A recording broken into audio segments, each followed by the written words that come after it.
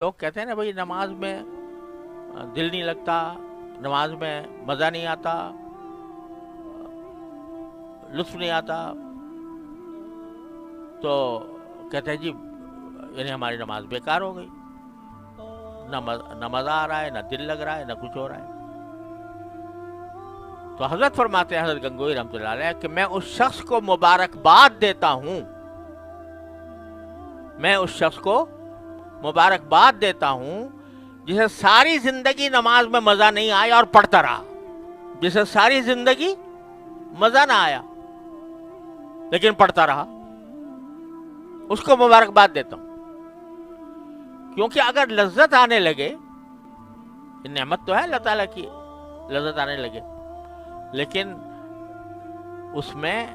نفس کی مخالفت نہیں ہے، سمجھا؟ جب مزہ آ رہا ہے تو آدمی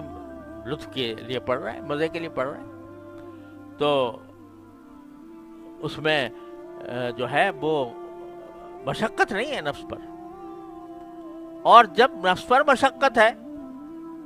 کہ بھئی کچھ بھی ہوگا پڑھوں گا، مزہ نہیں آ رہا، دل نہیں چاہ رہا، لیکن پڑھوں گا،